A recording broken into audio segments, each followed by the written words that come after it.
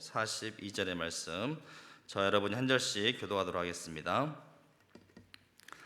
아버지나 어머니를 나보다 더 사랑하는 자는 내게 합당하지 아니하고 아들이나 딸을 나보다 더 사랑하는 자도 내게 합당하지 아니하며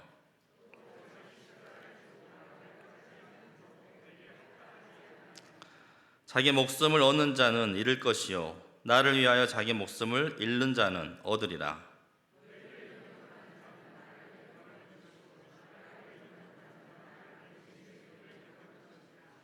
선지자의 이름으로 선지자를 영접하는 자는 선지자의 상을 받을 것이요 의인의 이름으로 의인을 영접하는 자는 의인의 상을 받을 것이요 또 누구든지 제자의 이름으로 이 작은 자 중 하나에게 냉수 한 그릇이라도 주는 자는 내가 진실로 너희에게 이르노니 그 사람이 결단코 상을 잃지 아니하리라 하시니라. 아멘. 이 시간 성도의 우선순위라는 제목으로 최창호 목사님 하나님의 말씀 전해주실 때 많은 은혜 받으시기 바랍니다.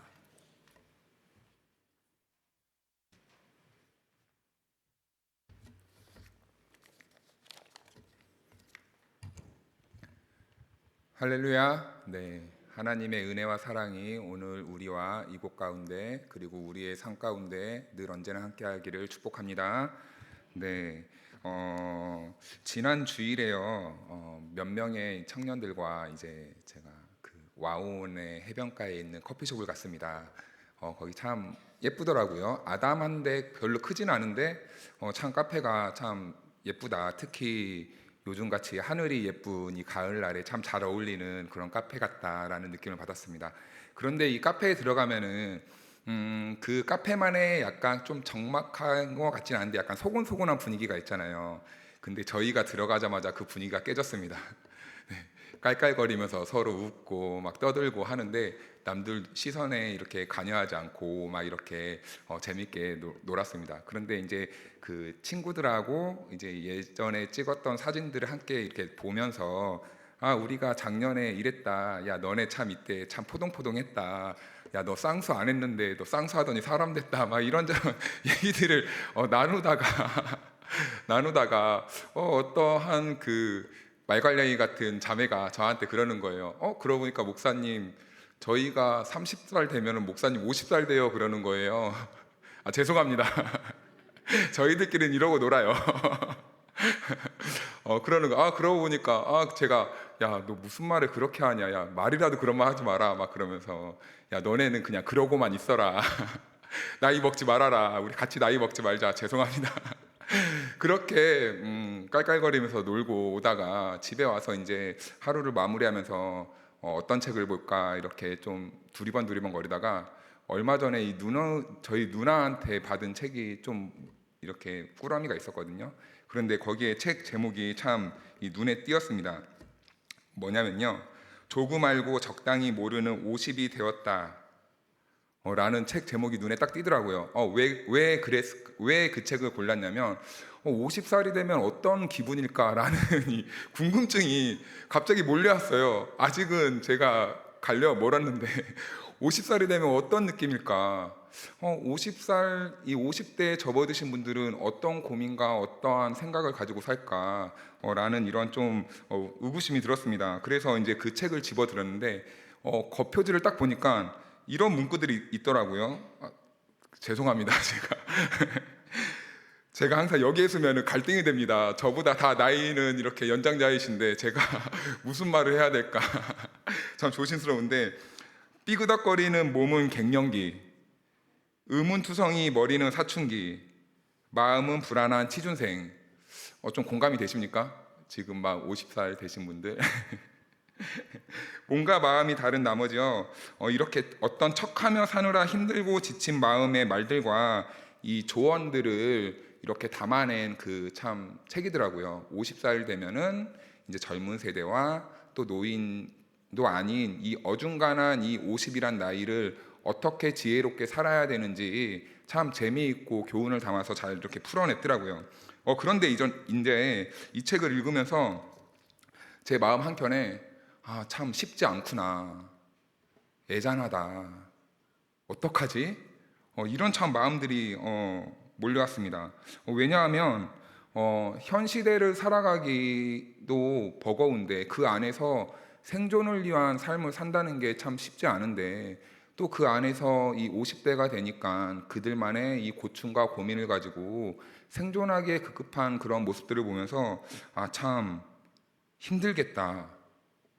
참 고생 많으시다. 이런 생각이 참 몰려왔습니다. 그런데 어디 50대만 그러겠습니까? 네, 오늘날에는 세대마다요 걱정과 불안함이 참 큰 이런 시대인 것 같습니다. 그 아이들하고도 이렇게 성경 공부를 하다 보면 초등학교 아이들에게 이런 말을 합니다. 너는 어떤 것 같아? 너는 나중에 어떤 사람이 될 것 같아? 이렇게 물어보잖아요. 그러면 초등학교 3학년, 4학년짜리들이 뭐라고 하는지 아십니까? 목사님, 그런데요, 제가 쓸모가 있을까요? 아, 마음이 참 철렁합니다. 네, 우리 아이들은 해맑고 참 노느라 정신없을 것 같은데 그 아이들의 마음에 이런 무거운 주제의 이 질문이 있다라는 게 이 아이들을 어떻게 가르치고 어떻게 하면은 이 아이들을 세상에서 빛나는 존재로 이끌어낼 수 있을까 이런 생각을 하게 됩니다. 그런데 여러분 또 청년들은 어떻습니까? 지금 기성세대들은요, 지금 어머니 아버님 세대들은 우리 자식들 지금 청년들은 당연히 우리보다 많은 것을 누리고 살 것이라는 이런 예측을 했습니다. 하지만요, 그 예측과 다르게 오늘날 청년들의 이 현실을 돌아보면 아버지 세대보다 더 못 사는 첫 세대가 되었다고 합니다. 우리 기성세대 어른들은 청년들이 정말 우리보다 나은 삶을 살기를 원하고 이 시대를 이끌어 갔는데 근데 결과적으로 볼 때는 그 예측이 다 어긋났다라는 것이죠.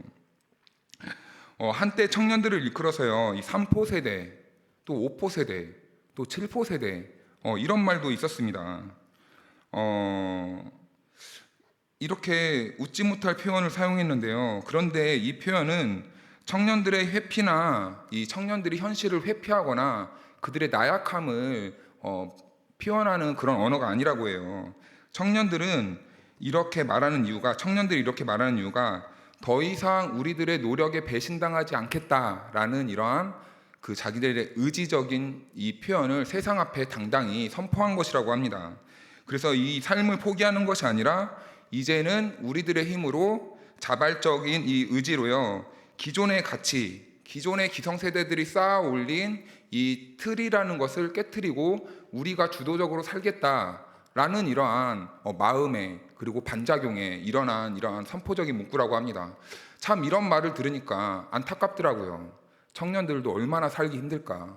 얼마나 살기 힘들면 이런 슬로건을 내걸고 3포 세대, 5포 세대, 7포 세대라는 말을 들으며 이런 말을 하며 얼마나 생존하기에 힘들까. 또한 이들은요, 이 청년들은 요즘 또 사비 운동이라는 게 있다고 합니다. 네, 강요받는 것 중에 하나인데요. 비성관계, 비연애, 비결혼, 비출산, 이것을 이 네 가지의 비 앞자를 따서 사비라고 합니다.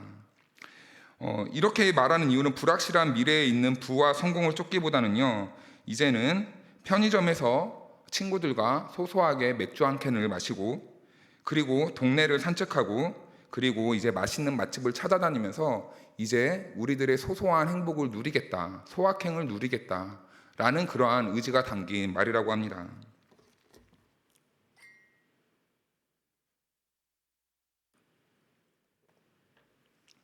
이러한 글들과 이러한 소리들을 들으면 참 마음이 아픕니다. 우리 교회는 어떻게 해야 될까?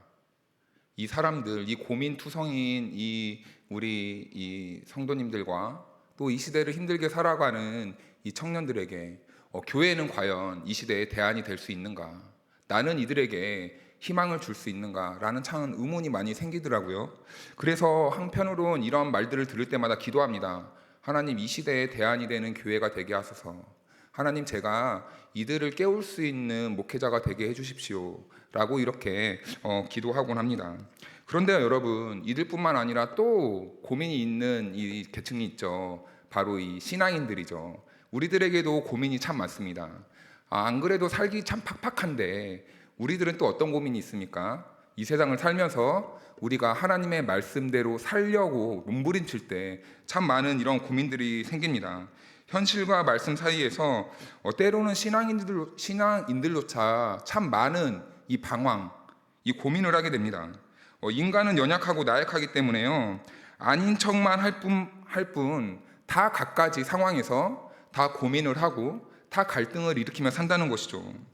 우리 신앙인들도 이러한 현실을 살아가야 하는데, 그렇다면 이 현실과 현실 속에서 말씀으로 살아야 되는 우리들은 과연 어떤 모습으로 어떤 믿음을 가지고 살아야 되는가, 여기에 대해서 오늘 말씀을 나누고자 합니다. 우리 37절에서 39절을 같이 다시 한번 합독해서 읽어보겠습니다. 시작.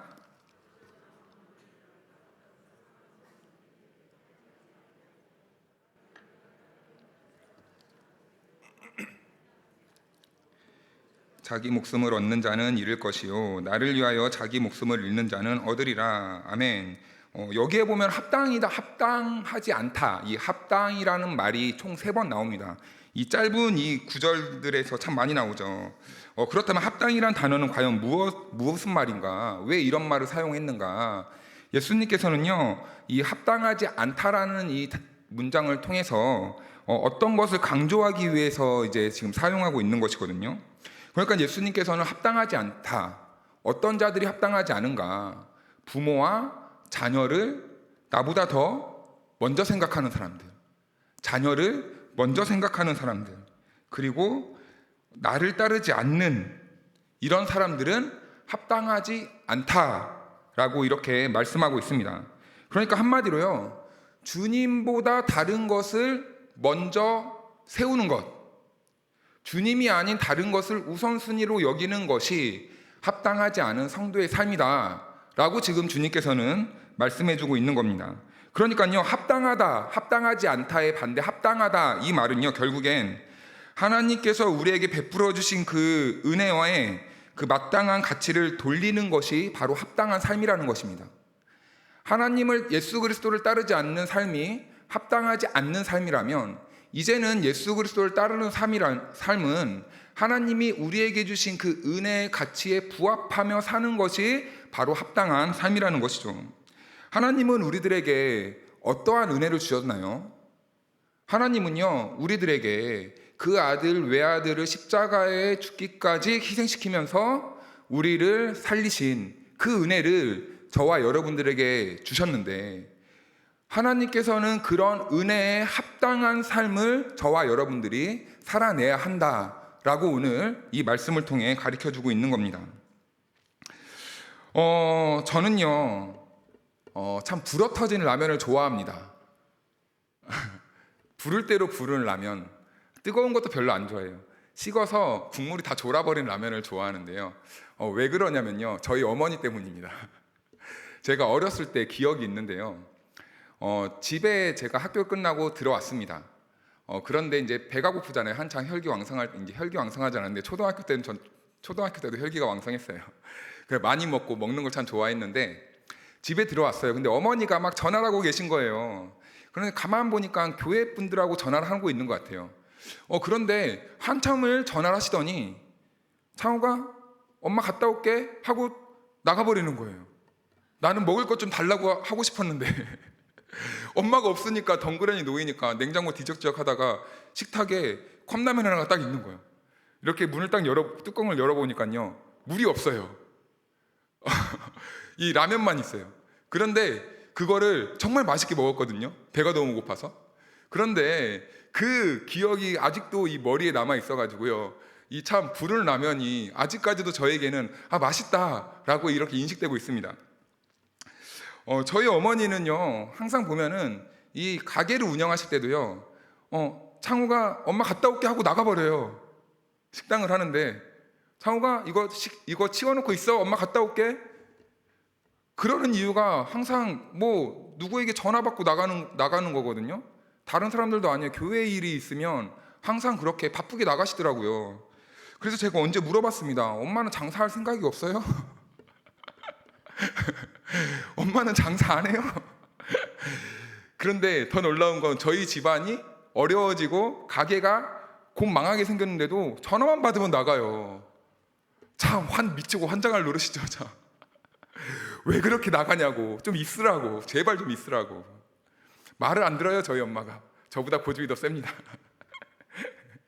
그런데 저희 엄마가 한결같이 하는 말이 있습니다. 나는 꼭 이제 그래도 저희 한편의 이 신앙생활 하면은 이렇게 하면은 뭔가 좀 주실 것 같으니까 헌신하잖아요. 그런데 저희 어머니는 내가 받은 게 많잖니, 항상 그래요. 내가 이거보다 받은 게 더 많은데 어떻게 내가 배신을 하겠니? 어린 저한테 그런 어려운 얘기를 하시더라고요. 참 이해를 못했어요. 그런데 이제 제가 이렇게 좀 커서 신학기로 왔잖아요. 그런데 1학년 1학기가 딱 마치니까 이제 등록금이 없는 거예요. 이 등록금 마련하려고 제가 이제 그래 내가 알바를 해야지 라고 딱 작정을 했어요. 그래서 당당하게 목사님을 찾아가서 목사님 저 알바 좀 하러 가야 되겠습니다. 그러니까 왜 그러는 거예요. 제가 등록금을 벌어야 되지 않겠습니까? 그러는 거예요. 그래서 너 무슨 생각이냐 그러는 거예요. 그 자리에서 혼났어요. 무슨 알바야 알바는. 그럼 너 여름 성경학교 섬겨야지. 순간 그 27살 1학기 때였거든요. 서운하더라고요. 서운했어요. 그 말 들으니까. 나도 먹고 살아야 될 거 아닙니까 목사님. 하고 싶었지만 참고, 그때는 제가 항상 말했듯이 말씀드리지만 지금보다 성령이 항상 충만할 때였습니다. 그래 기도를 해보자. 기도와 말씀으로 한번 이 상황을 한번 풀어보자. 그런데 기도를 하니까 하나님이 놀라운 이 응답을 주시는 거예요. 십자가를 생각하게 하시더라고요. 내가 여기에 왜 있는지, 내가 지금 이 길을 왜 가는지 보여주시더라고요. 그래서 목사님을 찾아가서 목사님 죄송합니다. 제가 쓸데없는 생각을 했네요.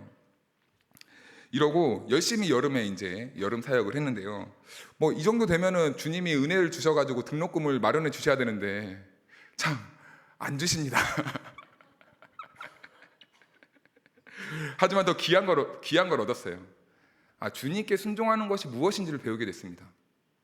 돈보다 더 큰 가르침을 저는 제 이 여름 이 방학이라는 기간을 통해 배우게 된 거죠. 제가 만약에 그때 돈을 쫓아 살았다면은 저는 어떻게 됐을까요? 무슨 일만 있으면 항상 알바한다고 뛰쳐나갔겠죠. 네. 사역이야 뭐 되든가 말든가, 우리 어린이들이야 뭐 먹든가 뭐 뭘 배우든가 말든가. 저는 그런 사람이 이런저런 그냥 그럭저럭한 사람이 됐을 겁니다. 그런데 주님께서는 참 저에게도 감사하게도 그 순간 순종하게 하심으로 순종은 이런 거구나 라는 것을 배우게 했다라는 거죠. 부활하신 주님은요, 이제 베드로와 제자들이 있는 그 해변가로 가십니다. 그리고 조반을 차려놓으시죠. 그리고 이제 베드로가 주님이 계신 곳을 허겁지겁 달려옵니다. 그럴 때 우리 주님께서는 세 마디를 던지시죠. 베드로야, 네가 나를 사랑하니? 베드로야, 네가 이 사람들과 이것들보다 사랑하니? 베드로야, 네가 이 세상과 이 모든 것들보다 나를 더 사랑하니? 이렇게 질문하시잖아요.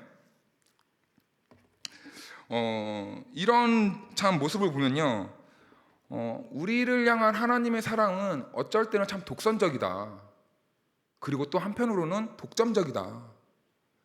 나를 온전히 갖고 싶어 하신다 라는 그러한 생각을 한번 해보게 됩니다. 이런 하나님의 마음은요, 연애를 한 번쯤은 해보셨고 결혼도 해보셨고 자녀를 낳아보신 분이라면 더더욱 이 마음에 공감이 되실 거라 생각됩니다.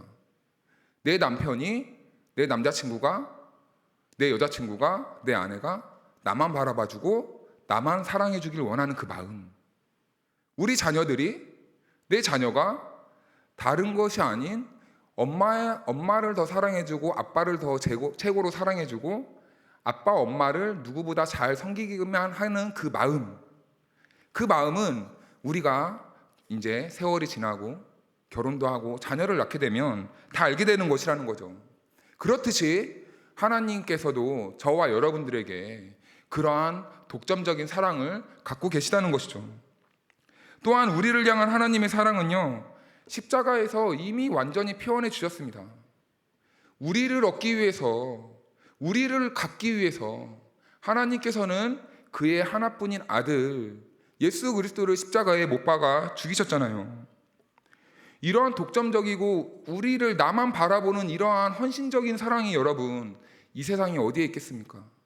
하나님께서는 그런 사랑으로 우리를 부르셨고 택하시고 지금 저와 여러분들을 이 자리에 불러놓고 하시는 말씀이, 얘들아, 내가 1번이 됐으면 좋겠다. 2번 말고 내가 1번이 됐으면 좋겠다. 돈 말고 내가 우선이 되었으면 좋겠다.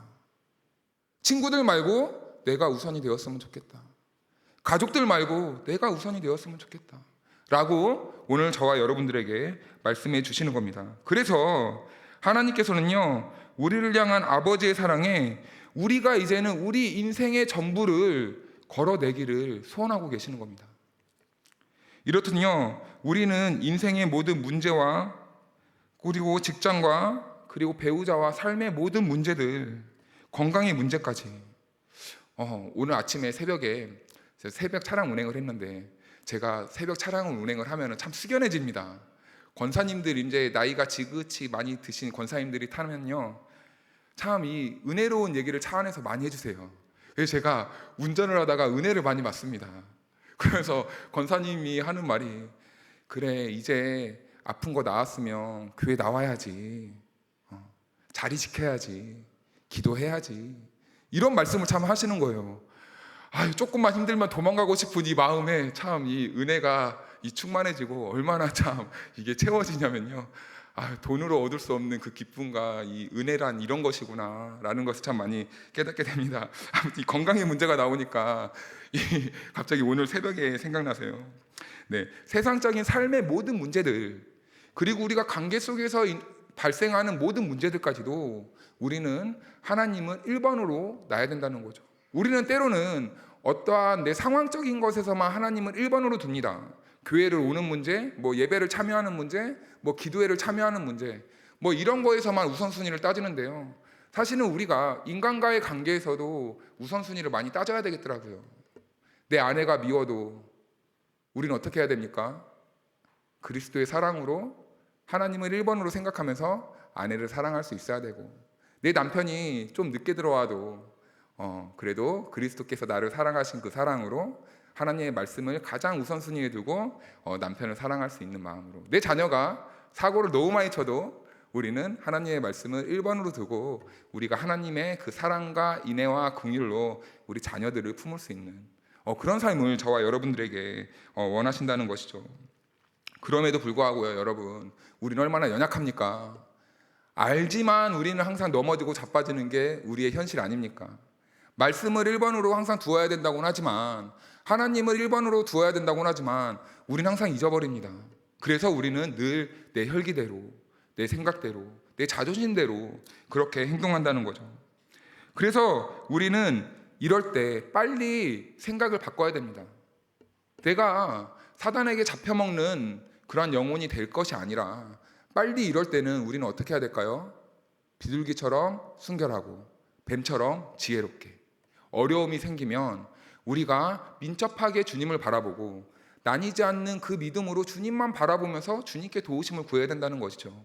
그럴 때 우리가 주님의 도우심을 구하며 바라고 기도할 때 하나님께서는 우리를 하나님만을 1번으로 생각하는 그런 삶의 자리로 하나하나씩 인도해 가신다는 것이죠. 사랑하는 성도 여러분, 오늘 하나님께서는요, 삶의 자리에서 하나님을 우선으로 두라고 말씀하십니다. 그 말씀에 저와 여러분 모두가 순종할 수 있기를 축복합니다.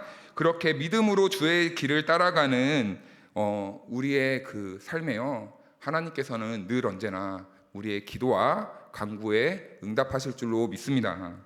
네, 그리고 우리 그 다음 단락을 한번 보도록 하겠습니다. 40절에서 42절 말씀 우리 같이 한번 합독해서 읽어보겠습니다. 시작.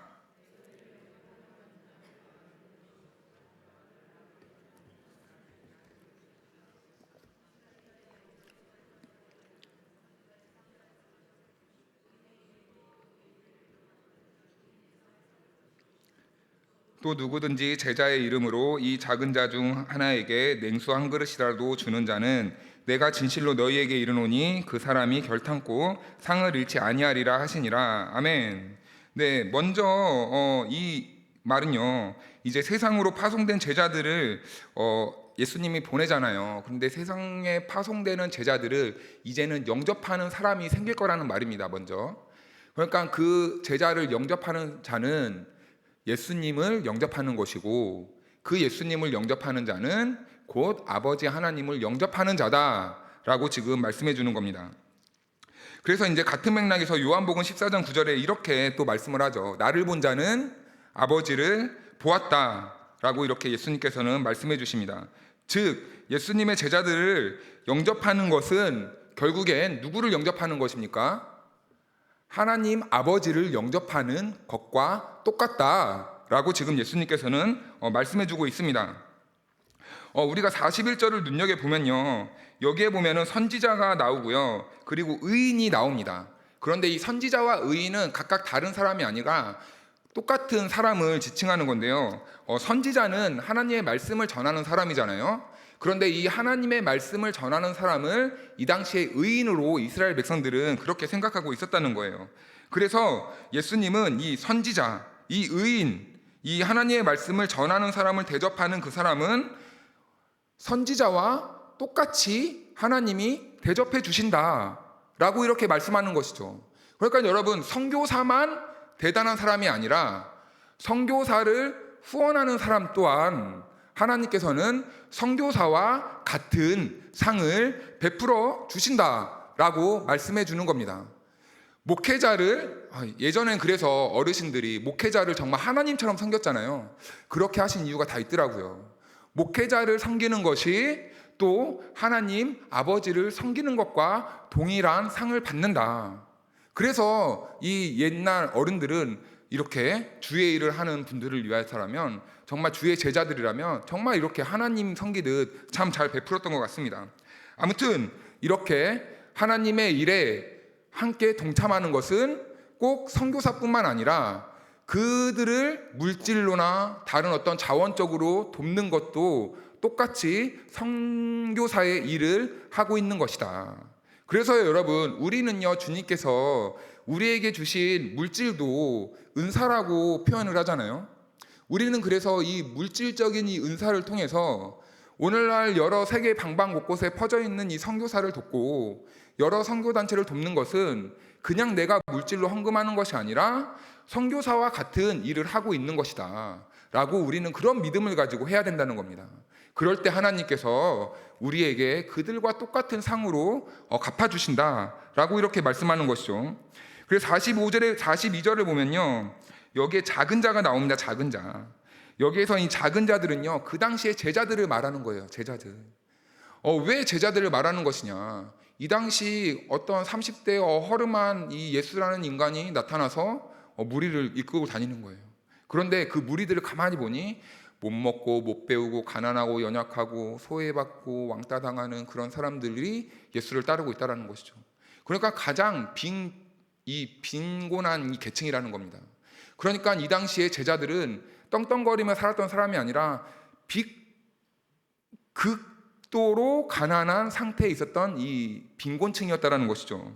그래서 예수님께서는요, 그 제자들은 이 어린아이들과 이 여인들처럼 인격적인 대우와 대접을 못 받았기 때문에 이들을 대접하는 것이 곧 나를 섬기는 것이고 그리고 아버지를 섬기는 것이다 라고 이렇게 말씀해주고 있는 것이죠. 그래서 이 성경의 다른 번역인 이 현대인의 성경에는요, 똑같은 이 구절을 이렇게 번역하고 있더라고요. 제가 한번 읽어드리겠습니다. 내가 분명히 말해둔다. 아주 보잘것없는 사람이지만 그가 내 제자라는 이유로 그에게 냉수 한 그릇이라도 대접하는 사람은 반드시 상을 받을 것이다. 조금 더 분명하게 해석을 했습니다.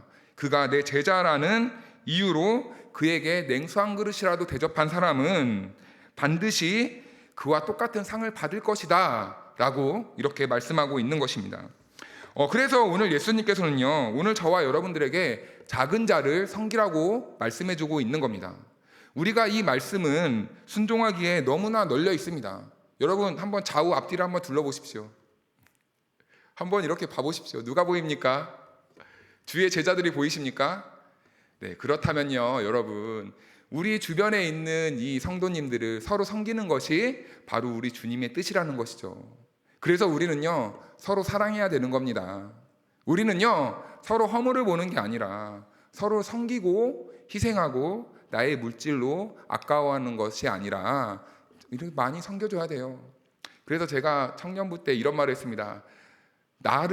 이 청년들이 뭐 저를 그렇게 막 잘 섬기는 건 아니지만 제가 그냥 빈말이라도 나를 이렇게 뭐 깍듯하게 섬기려고 생각하지 말고 너네 옆에 있는 사람이나 잘 챙겨. 제가 그럽니다. 저한테만 잘하면 뭐합니까? 주변한테 잘해야죠. 그렇죠? 목사님한테만 잘하면 뭐합니까? 우리 성도들끼리 잘해야죠. 나이 드신 분들에게만 잘하면 뭐합니까? 친구에게도 잘해야죠. 우리는 우리 서로가 서로에게 그렇게 잘 대해주는 사람이 돼야 되는 겁니다. 그리고 더 나아가 이 세상에 연약하고 빈곤층인 사람들이 얼마나 많이 있습니까? 우리가 먼저 그렇게 섬기고 나아갈 때 이제는 시선을 조금 다른 곳으로 돌려 세상에 어렵고 그리고 도움이 필요한 사람들에게 우리의 또 물질과 우리의 또 이 섬김의 손길로 계속 흘려보내야 되는 겁니다. 그러면 사랑하는 성도 여러분, 서로 사랑하십시오. 서로 섬기십시오. 희생하십시오. 나누십시오. 그것이 하나님의 뜻입니다. 오늘 주님께서는요, 성도인 우리들에게 삶의 우선순위를 항상 주님께 두라고 말씀하셨습니다. 그리고 작은 자, 즉 연약한 지체들과 연약한 위치에 있는 하나님의 백성들의 아픔을 외면하지 말라고 말씀해 주셨습니다. 오늘 저와 여러분 모두가 이 말씀 기억하면서 우리가 살아가는 일상에서 순종하며 살아내는 그런 복 있는 그런 그리스도의 제자가 될 수 있기를 바랍니다. 그런데 우리가 이 말씀을 붙잡는 것이 아니라 이 말씀이 우리를 붙잡기를 간구했으면 좋겠습니다. 우리는 하나님의 말씀을 붙잡으려고 하죠. 그럼 놓칩니다. 멀어집니다. 우리의 힘과 노력으로는 이 말씀대로 살 수 없습니다. 그래서 이 말씀이 나를 붙잡아 주십시오. 이 말씀이 나를 살아있게 해주십시오. 라고 그렇게 기도하며 나아가야 될 것입니다. 그래서 우리 오늘 같이 찬양하겠습니다. 내 삶은